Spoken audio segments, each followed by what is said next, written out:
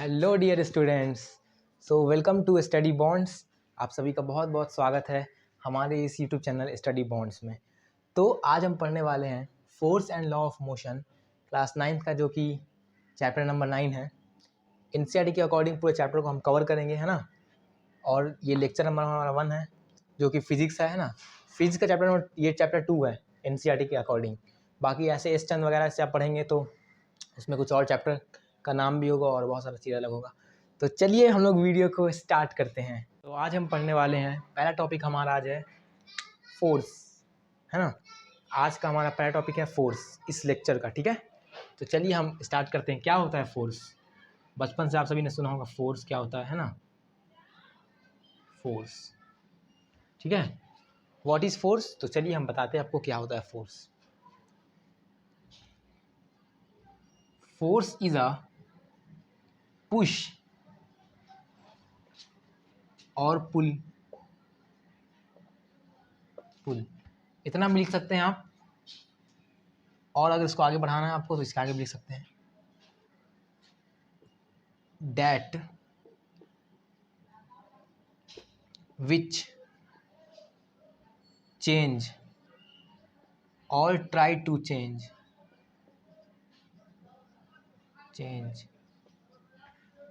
Force is a push और pull that which change और try to change the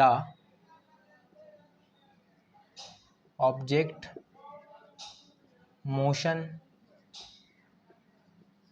direction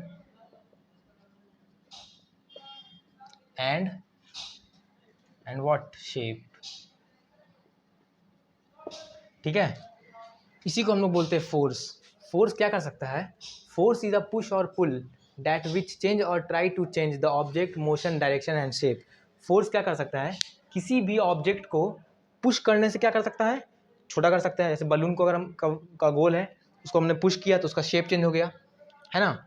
कोई object अगर इस जगह पे हमने पुश किया तो वो उस जगह पे चला गया, उसका क्या डायरेक्शन चेंज हो गया, है ना। अब नहीं, उसका मोशन चेंज हो गया। ऑब्जेक्ट, किसी ऑब्जेक्ट पर अगर हम फोर्स लगाए तो ऑब्जेक्ट का क्या हो गया? मोशन चेंज हो गया। डायरेक्शन, अगर कोई ऑब्जेक्ट इस डायरेक्शन में आ रहा है, हमने ज़्यादा फोर्स लगा दिया इस डायरेक्शन में, तो वो फिर उस डायरेक्शन में जाएगा, तो डायरेक्शन में चेंज होगा। तो फोर्स क्या क्या कर सकता है? फोर्स हम लोग किसको बोल सकते हैं? किसी को खींचना या किसी को धक्का देना, दोनों फोर्स है, दोनों ही फोर्स है ना। अब आपने किसी, जैसे मान लीजिए आप किसी आदमी को खींच रहे हैं, तो वो खींचना भी फोर्स है और किसी को धक्का देना भी फोर्स है। तो दोनों ही से फोर्स है ना, both force. That which change, जो कि किसको चेंज कर देता है? किसी भी मोशन को। कोई ऑब्जेक्ट कोई चल रहा है अपने मोशन में, उसको एक बैक या तो रोक दिया, अगर चल रहा है तो रोक दिया, रुक जाएगा। अगर रुका हुआ है तो धक्का देंगे तो चलने लगेगा, तो मोशन चेंज हो गया।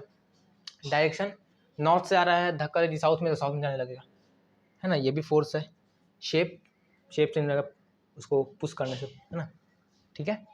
तो ये फोर्स था हमारा, इसी को हम लोग बोलते हैं क्या? फोर्स। आपको फोर्स को ज़्यादा डीप में जाना नहीं इस बार, क्योंकि क्लास 9th में आपको फोर्स इतना ही तरह से मैंने सब समझा दिया कि फोर्स क्या होता है ना। एग्जाम्पल आप कुछ भी लिख सकते हैं, है ना। इसका एसआई यूनिट आप बस लिख लीजिए, Newton. SI unit of force, N, या फिर न्यूटन से भी आप इसको डिनोट कर सकते हैं, ठीक है। एन से डिनोट करते हैं न्यूटन को हम लोग, ठीक है। चलिए अब आपको पढ़ाएंगे टाइप्स ऑफ फोर्स। बहुत तरह का होता है, बट अभी जनरली मैं आपको 2 टाइप्स ऑफ फोर्स पढ़ाऊंगा। अब पढ़ने वाले हम लोग balance and unbalance force. Balanced and unbalanced. Unbalanced force क्या होता है? बैलेंस एंड अनबैलेंस फोर्स, ठीक है,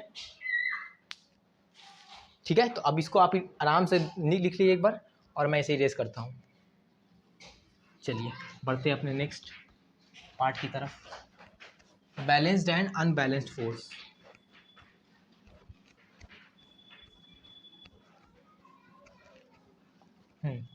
तो बैलेंस्ड फोर्स क्या होता है बताता हूँ मैं आपको। सबसे पहले लिखते हैं बैलेंस्ड फोर्स।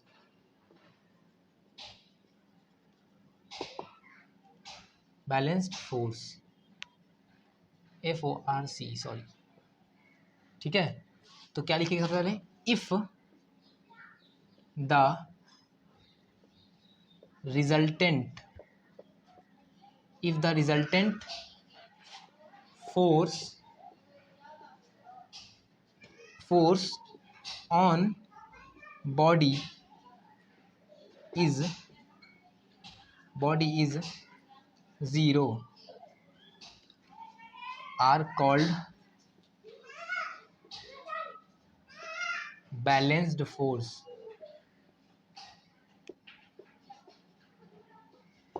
अगर किसी बॉडी पे हमने फोर्स लगाया और उसका रिजल्टेंट फोर्स ज़ीरो हो गया तो वो बैलेंस फोर्स है।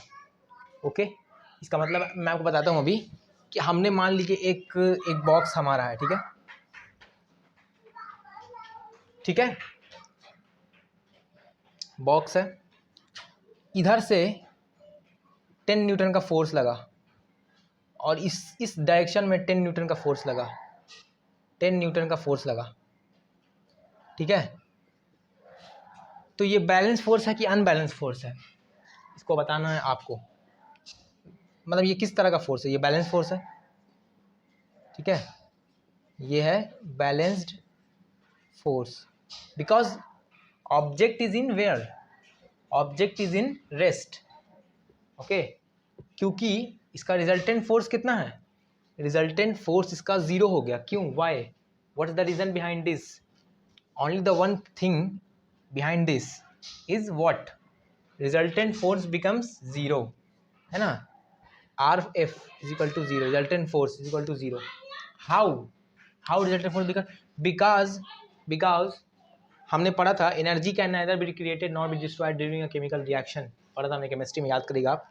तो क्या हुआ, इस फोर्स को इसने बैलेंस कर लिया, इस फोर्स को क्या किया, बैलेंस हो गया, क्योंकि 10 न्यूटन का फोर्स इधर से भी लग रहा है, 10 न्यूटन का फोर्स इधर से भी लग रहा है, तो ये क्या, ये ऑब्जेक्ट ही इधर भी नहीं जाएगा, इधर भी नहीं जाएगा। अगर यहाँ 10 की जगह हम अगर कर देते 15 न्यूटन का फोर्स, तो इस ऑब्जेक्ट को इधर धक्का लग जाता, ये ऑब्जेक्ट यहाँ पे डूबता नहीं, रेस्ट में नहीं आता, इसका मोशन बढ़ता है इधर, क्योंकि यहाँ कम है। लेकिन अभी हमने क्या किया है, दोनों को बराबर ताकत दिया है, ठीक है।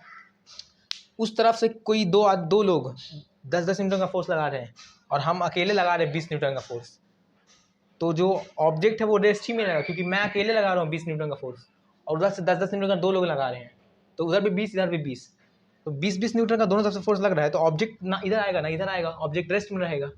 तो इसी को हमने बोला बैलेंस फोर्स।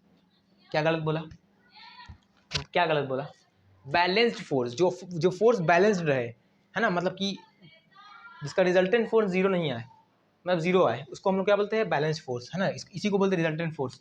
कि अगर हमने धक्का लगा दिया आखिरी में और फिर चेक करने की उसका फोर्स कितना है, उसी को बोलते हैं रिजल्टेंट फोर्स, ठीक है। चलिए, तो ये था हमारा बैलेंस फोर्स। अब इसी को हम अनबैलेंस फोर्स बताते हैं आपको अच्छे से, आई होप समझ गए होंगे आप, स्क्रीनशॉट इसका ले सकते हैं आराम से एकदम, बस इसके आगे UN लगा देते हैं, unbalanced force, if the resultant force on a body is not zero, zero नहीं हो, ज़ीरो के अलावा कुछ भी हो सकता है, 1 2 3 4 5 आर कॉल्ड अनबैलेंस्ड फोर्स, ठीक है। यहाँ चेंज किया मैंने, नॉट ज़ीरो, अनबैलेंस्ड और अनबैलेंस्ड, ओके। तो इसमें क्या कहने का मतलब भाई, इसमें कहने का ये मतलब है, इफ़ द रिजल्टेंट फोर्स, अगर इसमें रिजल्टेंट फोर्स, इसमें अगर रिजल्टेंट फोर्स क्या होगा, ज़ीरो नहीं हो, ज़ीरो के अलावा कुछ भी हो, 1 न्यूटन 2 न्यूटन 3 न्यूटन कुछ भी हो, बस ज़ीरो नहीं होना चाहिए, तो ऐसे फोर्स को हम क्या बोलेंगे, unbalance force. Same to same उसी की तरह है, बस आप इसे अच्छी से थोड़ा समझ लीजिए एक बार। इसमें एक मान लीजिए एक बहुत ताकतवर आदमी, एकदम हट्टा कट्टा नौजवान, है ना, नहीं ऐसे नहीं, बचपन में बनाया करते थे हम लोग इस तरह से,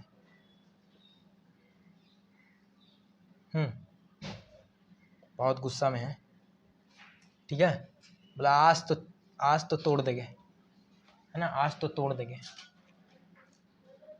धक्का लगाया पूरी ताकत से एकदम, इस डायरेक्शन में इसने फोर्स लगाया 20 न्यूटन का फोर्स, इधर से एक बेचारा सूखा आदमी,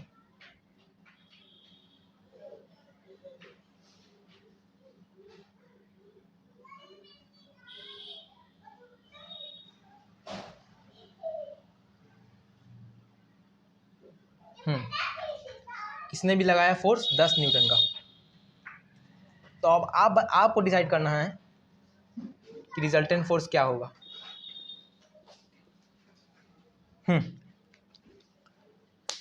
एक हट्टा कट्टा नौजवान बांका, है ना, 20 न्यूटन का इसने फोर्स लगाया। ओके, 20 न्यूटन का फोर्स लगाया इस डायरेक्शन में, और इसने लगाया 10 न्यूटन का फोर्स इस डायरेक्शन में। किस डायरेक्शन में? इस डायरेक्शन में। तो क्या हो गया ये क्या बोलते हैं, ऑब्जेक्ट इधर जाएगा कि इस तरफ जाएगा, आपको बताना है ये। तो ऑब्वियसली ऑब्जेक्ट इस तरफ जाएगा, है ना, क्योंकि इसका रिजल्टेंट फोर्स कितना हो गया, 10 न्यूटन।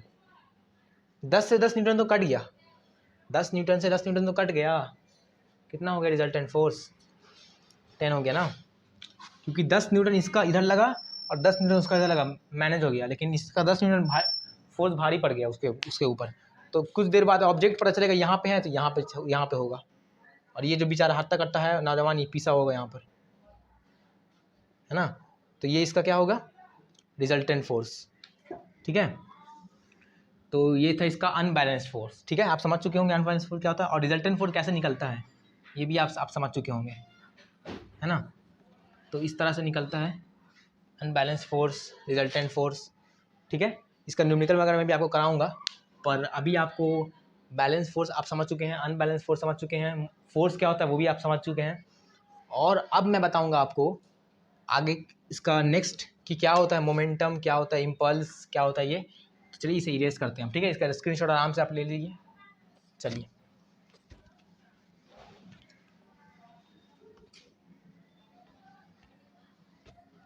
तो अब हम पढ़ने वाले हैं क्या, first law of motion. First law of motion क्या होता है, व्हाट इज दैट। बहुत सुना हमने लॉ ऑफ मोशन, है ना, first law of motion, second law of motion, third law of motion. तो हमने बाप रे कितनी बार सुना होगा, है ना, कि किसी ऑब्जेक्ट को हम लोग मतलब धक्का देते हैं तो वो वापस उसी फोर्स से आता है ना। इस लॉ को तो हम लोग इतना बाप रे हमने सुना है, क्या बताएं। चलिए समझाते हैं आपको क्या होता है first law of motion. First law of motion, an object remains same in the state of rest. एक ऑब्जेक्ट जो है वो अपने रहता है हमेशा रेस्ट में, है ना, रेस्ट में। एक ऑब्जेक्ट जो है वो रेस्ट में रहता है ऑब्जेक्ट, ठीक है, unless to change the state apply to force it. तब तक वो रेस्ट में है जब तक उस पर कोई फोर्स नहीं लगा है, कोई एक्सटर्नल फोर्स नहीं लगा है। ये ऑब्जेक्ट कब तक रेस्ट में है, अभी तो रेस्ट में है, लेकिन जब फोर्स लगेगा तो ये मोशन में आ जाएगा। इसी को बोलते हैं फर्स्ट लॉ ऑफ मोशन, कि एक ऑब्जेक्ट रेस्ट में है। कब तक रेस्ट में है, जब तक उसके ऊपर कोई एक एक्सटर्नल फोर्स हमने नहीं लगाया। मान लीजिए यहाँ पर कोई एक आदमी खड़ा हुआ है ऐसे इस तरह से, ठीक है, और यहाँ पर मैं हूँ, ठीक है। तो मैंने उस पर जब तक फोर्स नहीं लगाया तब तक तो वो खड़ा ही था ना, तब तक तो वो खड़ा ही था। जब मैंने उस पर 10 न्यूटन का फोर्स लगाया तो वो आदमी अपनी जगह से हिला, है ना। कब तक, जब तक मैंने उससे फोर्स नहीं लगाया तब तक वो खड़ा था। लेकिन जब मैंने फोर्स लगाया वो उसने अपना स्टेट चेंज किया। Change the state by applying force on it. उस पर फोर्स चेंज लगाएंगे आप तो वो आप क्या करेगा, स्टेट चेंज कर देगा। मतलब इस जगह पे है, इस जगह पे हो जाएगा। कोई गुब्बारा, कोई बलून है इतना बड़ा, ठीक है, उसका शेप वही है, उसी में फुला दिया मैंने उतनी पे।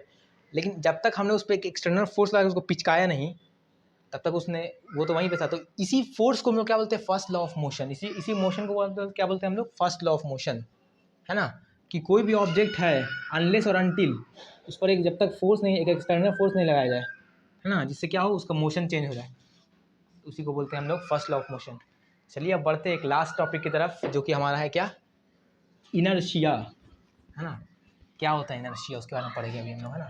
काफ़ी ज़्यादा इंपॉर्टेंट इनर्शिया, है ना। Law of motion and force में तो आप पढ़ते ही होंगे, काफ़ी बहुत ही ज़्यादा इंपॉर्टेंट है इनर्शिया। तो इनर्शिया को हम रहने देते हैं इस बार, ठीक है। इस लेक्चर में हम लोग इनर्शिया एक काफ़ी वास्ट है ना, वास्ट, काफ़ी मतलब बड़ा है, लार्ज टॉपिक है ना। तो उसे लार्ज टॉपिक को हम अभी रहने देते हैं, क्योंकि आप अभी इतना ही चीज़ को रिवीजन करिए कि फोर्स क्या होता है अच्छे से, उसका एग्जांपल वगैरह सब चीज़, उसका अनबैलेंस और बैलेंस फोर्स क्या होता है सब चीज़, उसका एग्जांपल वगैरह। और एक मैंने पढ़ाया था आपको क्या, फर्स्ट लॉ ऑफ मोशन वगैरह भी अच्छी तरह से आप पूरा कर इसको कंप्लीट करिए, ठीक है। तो ये 3-4 चीज़ आप पढ़िए अच्छे से एकदम उसको, और आज का टॉपिक। और नेक्स्ट लेक्चर में inertia, momentum, second law of motion और भी जो चीज़ है सब उसको कवर करेंगे हमने, ठीक है। शॉर्ट वीडियोज़ में ही सही रहता है, क्योंकि ज़्यादा लंबी वीडियोज़ रहती है तो है ना, बहुत सारे लोग नहीं देखना चाहते हैं और नॉलेज नहीं मिल पाती उस हिसाब से, क्योंकि नॉलेज कम कम ही लीजिए लेकिन कंठोस, मतलब एकदम पक्का नॉलेज लीजिए, है ना। तो चलिए मिलते हैं एक अच्छे से लेक्चर में, तब तक खुश रहिए, मस्त रहिए, पढ़ते रहिए और अपना ध्यान रखिए। तो चलिए, thank you so much for watching. मिलते हैं एक नेक्स्ट से वीडियो में जिसमें हम इनर्शिया वगैरह सब पढ़ाएंगे। Okay, thanks for watching, bye.